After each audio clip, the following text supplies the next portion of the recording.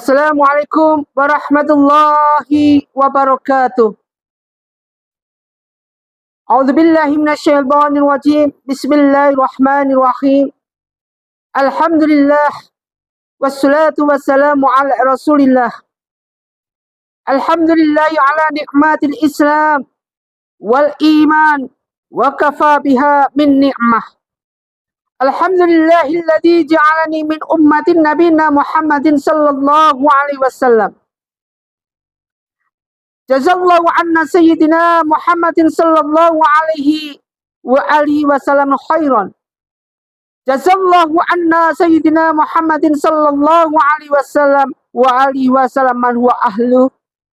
Jazallahu anna sayyidina wan nabiyina Muhammadin sallallahu alaihi wa alihi afdalu ma jazan nabiyina ummati. A'udzu billahi minasyaitonir rajim. Bismillahirrahmanirrahim. Ara'aita alladhi yukadzibu bid-din fadzalika alladhi yad'u al-yatim wa la yakhuddu 'ala ta'amil miskin fawailul lil musallin alladhina hum 'an salatihim sahun alladhina hum yura'una wa yamna'una al-ma'un. Shadaqallahu 'azim. Shadaqallahu 'ala Rasulillah sallallahu alaihi wasallam. Bismillahirrahmanirrahim. Amana Rasul bima unzila ilaihi min rabbih wal mu'minun. Kullu amana billahi wal malaikati wa kutubihi wa rusulih. La nufarriquna baina ahadin min rusulih.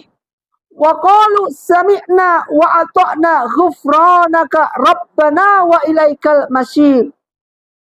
La yukallifullahu nafsan illa wus'aha laha ma kasabat wa 'alaiha ma iktasabat.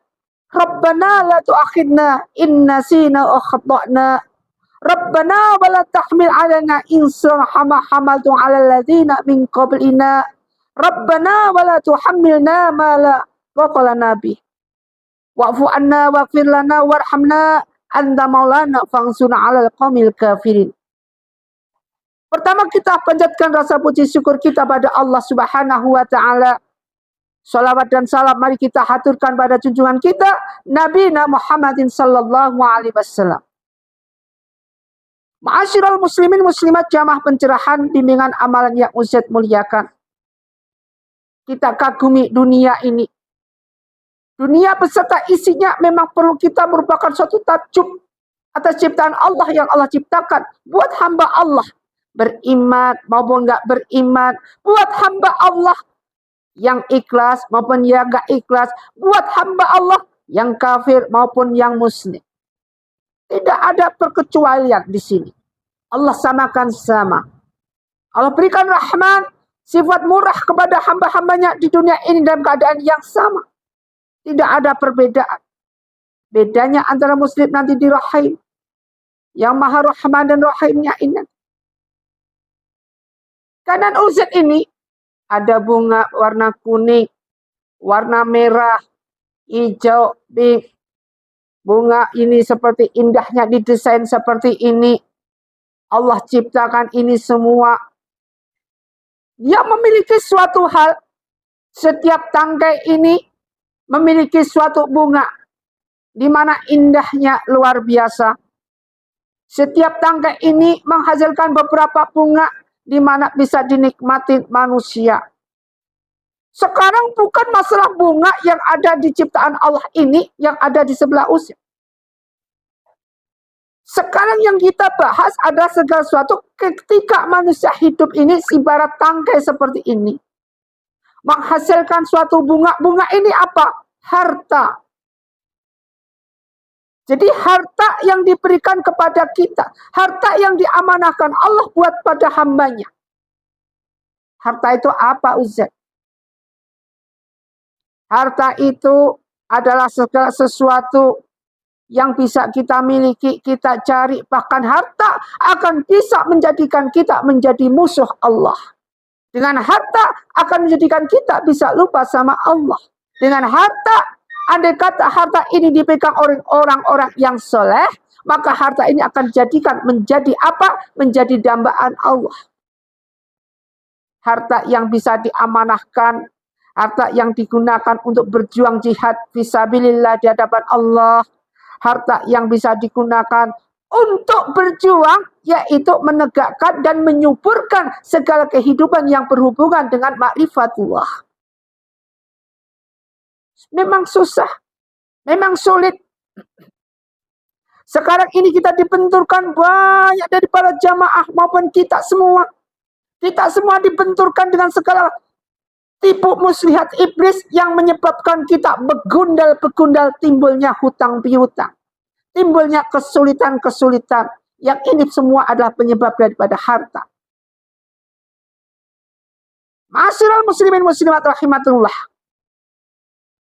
Jangan diremehkan dengan segala apa yang dinamakan dengan harta. Ini yang kita bahas adalah harta. Karena harta ini sinonimnya banyak sekali. Di mana harta ini ada harta yang paling utama adalah harta apa? Anak yang soleh. Anak yang soleh itu merupakan harta karun. Merupakan suatu kekayaan yang luar biasa. Sedangkan yang kita bahas di sini adalah harta yang sifat dasar. Yaitu apa? Itu uang. Cuan. Kalau orang anak masa sekarang bilangnya cuan. Nggak tahulah Ustaz itu. Ustaz memang ketinggalan zaman dengan bahasa gaul anak-anak sekarang. Ada yang bilang cuan, ada yang bilang apa lagi itu. Kadang-kadang Ustaz sendiri tidak ngerti bahasa gaulnya anak sekarang. Memang ketinggalan zaman. Ustaz ketinggalan zaman. Dengan kriteria-kriteria bahasa-bahasa anak sekarang susah untuk dipahami. Mereka menciptakan dengan bahasa-bahasa strategi menurut mereka masing-masing dengan canggihnya. Tapi coba kalau suruh mempelajari ayat Allah, pelajari Al-Quran, pelajari hadis, pelajari kitab taklim muta'alim tentang etika-etika terhadap orang yang lebih tua, tentang etika-etika bagaimana kita menghadap Allah, tentang attitude-attitude semua yang berhubungan dengan suatu keharmonisan dalam suatu bahtera rumah tangga. Semua dilupakan begitu saja. Semua ditinggalkan begitu saja. Padahal ini merupakan suatu harta yang paling utama. Yang akan bisa menyebabkan suburnya apa yang kita miliki. Ma'asyiral muslimin muslimat rahimatullah. Kalau kita berbicara tentang harta, ini dasar aja ya. Kalau kita berbicara dengan harta, maka di sini sangat sinonim sekali, sangat histeris sekali. Karena harta ini, ketika kita hidup ini, harta ini terbagi menjadi 3. Harta ini yang kita miliki, yang katanya cuan itu terbagi menjadi 3. Satu adalah harta itu yang dimakan. Jadi harta yang kita makan. Bagaimana caranya, bagaimana bagiannya. Allah Rasulullah Sallallahu Alaihi Wasallam, Rasulullah pernah bersabda, suatu saat nanti, disebutkan dalam hadis Bukhari Muslim, suatu saat nanti ada orang di mana orang ini di dalam mencari hartanya, dia tidak memperdulikan bagaimana mencari harta itu dengan cara yang haram maupun yang halalkah. Sudah tidak pedulilah. Nah ini harta yang kita makan. Bagaimana ini nanti? Bagaimana ini nanti jadinya? Antum cari harta sampai babak belur pagi. Cari harta. Kemudian dimakan. Harta dimakan keluar jadi kotoran. Tidak bermanfaat. Di hadapan Allah ini tidak bermanfaat. Makanya Rasulullah SAW ketika kamu makan, janganlah makan yang berlebih-lebihan. Sampai muntah, sampai kemudian keluar. Ini akan mengharamkan dengan segala apa yang kita makan. Meskipun makan nasi, kalau sampai muntah haram. Kenapa? Karena berlebih-lebihan. Rasulullah nggak suka segala sesuatu yang berlebih-lebihan. Makanya apa yang kita makan ketika dalam suatu riwayat hadis disebutkan bahwa ketika kita puasa, terutama puasa bulan Ramadan atau puasa apapun, ketika kita mau buka puasa, janganlah semuanya diharap seakan-akan mereka habis semua. Ini merupakan suatu hal gibal, menggibal. Artinya rakus. Artinya kita tamak dengan segala apa seakan-akan habis semua. Artinya kita puasa tidak ada faedah gunanya. Kenapa? Karena kita tidak bisa mengekang hawa nafsu. Seakan-akan habis. Padahal Rasulullah ketika akan buka puasa cukup makan 1, 2, 3 butir kurma, kemudian minumlah air putih, kemudian sholatlah.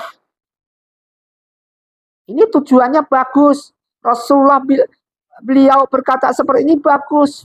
Kenapa? Agar organ tubuh kita tidak kaget, agar organ tubuh kita awet, tidak mudah sakit-sakitan. Lain mereka langsung begitu buka puasa langsung santap minum ais yang banyak, sehingga apa? Pecah di kepala.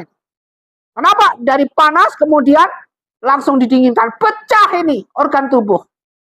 Banyak makanya ketika mereka baru buka puasa, akhirnya terjadi penyempitan pembuluh darah. Ketika buka puasa terjadilah suatu asam lambung kumat. Ketika buka puasa terjadilah segala sesuatu jantungnya tidak bisa digerakkan lagi sehingga menimbulkan suatu kematian. Masya Allah.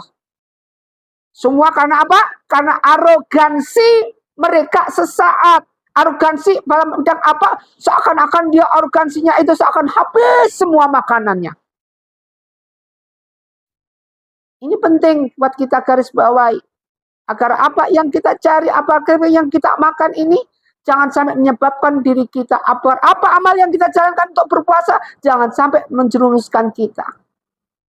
Keamanan justru masuk ke lubang neraka.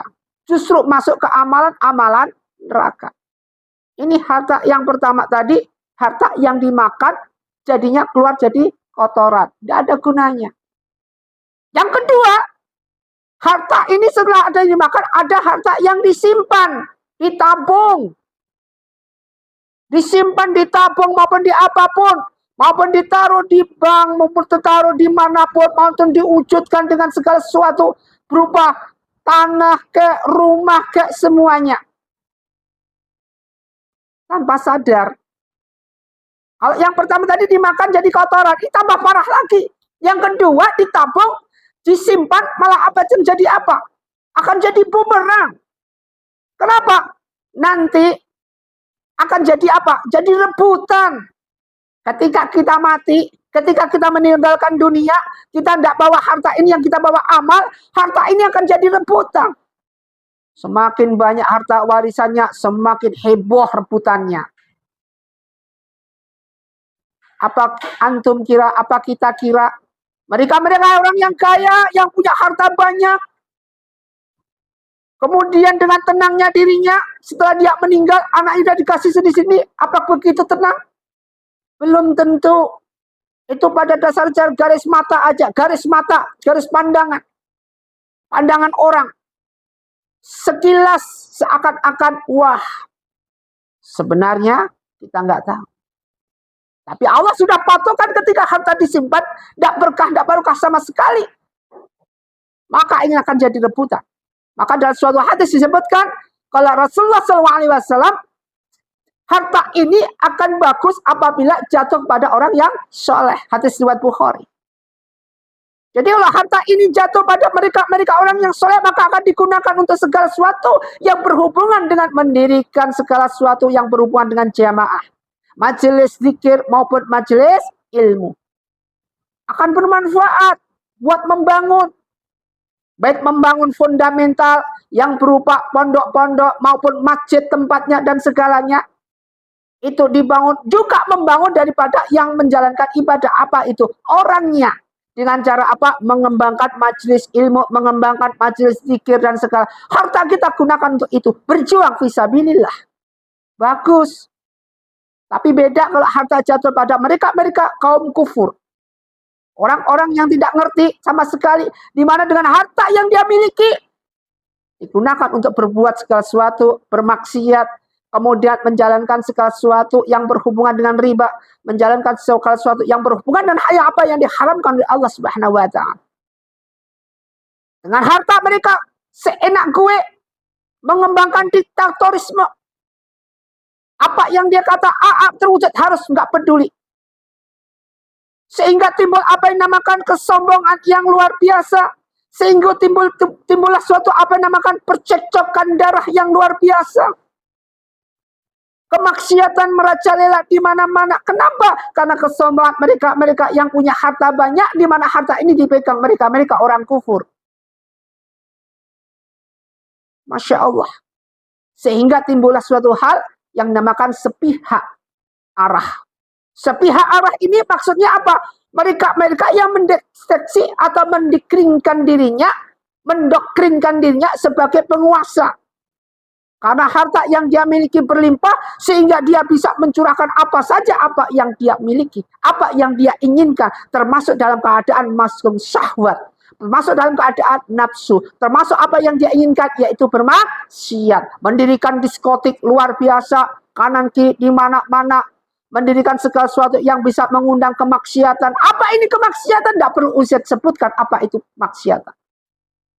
Ustaz tidak mengklaim bagaimana mendirikan ini Ustaz tidak mengklaim atau mengharamkan. Bagaimana kalau ini, apakah ini haram? Tidak. Itu lakum dinukum waliyatin, urusan antum semua. Apa yang antum amalkan seperti ini, silahkan kalau antum kuat menahan daripada dosa-dosanya. Ustaz hanya menyampaikan segala sesuatu apa yang terjadi dalam firman-firman Allah. Kita semua sama-sama belajar dengan kaligrafi yang ada di dunia ini. Kaligrafinya berliku-liku, kehidupan berliku-liku dengan penuh kemaksiatan, dengan penuh benturan, baik itu benturan jauh dari iman kita maupun benturan untuk mendekatkan diri kita pada Allah Subhanahu wa taala. Pada dasarnya mereka ini senantiasa berusaha untuk menjauhkan diri pada Allah Subhanahu wa taala. Dari Allah jauh, dari baginda Rasul jauh, dari zikir ilmu jauh, dari zikir segala sesuatu majelis ilmu jauhnya minta ampun. Sehingga apa yang didapatkan hanyalah otak kosong, kebodohan yang tolol luar biasa, kehidupan yang hampa. Timbullah kalau sudah seperti ini, timbullah inna azabi la syadid, azab yang bicara. Kenapa? Karena Allah sudah murka. Ketika Allah murka baru kita azan, Allahu Akbar, Allahu Akbar. Azan, tiupan, segala bencana sudah jatuh, hancur baru ingat sama Allah azan. Percuma, udah terlambat. Makanya, jadi harta yang disimpan jadi rebutan, ini bahaya. Yang ketiga ini akan bermanfaat. Harta yang disedekahkan, maka akan menjadikan suatu penolong. Jadi ada klarifikasi, ada sinonim, ada 3. Harta ini dibagi menjadi 3. Harta yang dimakan akan jadi kotoran. Kemudian harta yang disimpan akan menjadi rebutan. Ini dua-duanya bahaya. Yang paling parah di tengah. Yang ketiga adalah harta yang disedekahkan akan menjadi penolong kita. Ini. Jadi yang 1, 2 tadi. Yang 1 bisa orang muslim, bisa orang non-muslim yang bisa pegang. Yang kedua, khusus mereka harta yang jatuh pada orang-orang yang kufur. Mereka tidak punya attitude, punya apa yang dinamakan aturan yang ada. Kalau orang-orang muslim punya aturan, insya Allah tidak ada anaknya sampai rebutan. Ketika orang tuanya meninggal, hartanya diwakafkan. Ini mereka yang punya iman. Apa artinya? Karena mereka orang yang meninggal ini punya awal sulah itu ulah, bukan ugugul walidin. Bukan anak durhaka yang dia punyai. Tapi awal sulah itu ulah, anak yang soleh. Yang masih menghargai orang tua yang sudah nggak ada. Dengan dia jatuhkan segala suatu harta yang dimiliki orang tuanya, dia gunakan untuk apa? Untuk jariah, alirkan kepada orang tua yang sudah nggak ada. Orang tua yang sudah meninggal. Biar mengalir jariah ke sana. Ma'asyiral muslimin. Sehingga hal ini muncullah yang ketiga tadi, yaitu harta yang disedekahkan akan muncul adalah sebagai penolong. Penolong siapa? Penolong mereka, baik ahli waris maupun yang ditinggal waris. Semua akan mendapatkan pahala luar biasa. Penting sekali buat kita adopsi. Jangan sampai kita terbelenggu dengan segala sesuatu yang berhubungan dengan hal yang disebutkan harta yang tidak bermanfaat. Apapun bentuknya, apapun kaidahnya, apapun maksud daripada tujuan itu semua, apa yang terjadi ketika Allah menghendaki, maka terjadi. Ketika Allah tidak menghendaki, jangan. Kun fayakun, semua hancur. Maka pentingnya kita bersyukur sama apa yang Allah berikan kepada kita. Segala apa tuh ya ayyuhalladzina amanu sta'inu bis-sabri was-shalah. Wahai orang-orang beriman, minta tolonglah kamu kepadaku, pada Allah Subhanahu wa taala. Bis-sabri was-shalah, dengan sabar dan salat. Artinya kita tidak meninggalkan salat. Sabar, salatnya diperbanyak. Ketika baru diuji aja, sudah salatnya ditinggali, tidak pernah salat, suudzon sama Allah, prasangka jelek sama Allah. Rasa ngejek membandingkan Rasulullah SAW tanpa sadar apa yang kita lakukan adalah merupakan suatu bumerang, merupakan suatu tombak yang bisa menusuk kita selamanya. Bal tu'thiruna hayatad dunya wal akhiratu khairu wa abqa. Tidak di tempat yang fana dunia ini. Fata morgana kita tinggalkan begitu saja. Ma'asyiral muslimin muslimat rahimatullah dimuliakan Allah. Marilah kita bersama-sama selalu senantiasa mawas diri. Harta yang diberikan kepada kita jangan sampai menyebabkan bumerang buat kita. Jadikanlah kita olah semuanya dengan sebaik mungkin, sebagus mungkin untuk tujuan kita beribadah kepada Allah Subhanahu wa taala. Allahumma sholli wa sallim ala Sayyidi wa habibi wa tabibi qalbi wa jasadi wa ruhi Sayyidi Rasulillah Muhammad ibni Abdillah as-sadiqil amin wa ala alihi wa sahbihi ajma'in. Semoga bermanfaat apa yang kita kaji dan kita jadikan hamba Allah senantiasa bisa menggunakan harta untuk bersedekah. Jangan sungkan-sungkan bersedekah, sedekahlah. Allah pasti akan ganti. Sedekahlah. Ustaz saya nggak punya. Ustaz saya jangan bilang nggak punya. Ketika antum bilang nggak punya, nanti itu doa. Apa yang antum omongkan ini doa yang terkabul pada waktu itu. Jangan bilang nggak punya. Kita punya segini, kita punya ini sedekah yang ikhlas ridho karena Allah Subhanahu wa taala. Jangan bilang nggak punya. Karena apa yang kita utarakan, apa yang kita ucapkan adalah didobling dengan doa Allah Subhanahu wa taala. Apalagi kondisi kita dalam keadaan susah. Apa yang kita bilang mutajab. Kita bilang yang bagus-bagus aja. Ya Allah, saya punya harta berlimpah. Meskipun tidak punya harta berlimpah, bila punya harta berlimpah, qabil hajat. Terkabul doa kita. Datang rezeki tidak disangka-sangka datangnya. Semoga bermanfaat. Usikum wa nafsi bittaqwallah. Wassalamualaikum warahmatullahi wabarakatuh.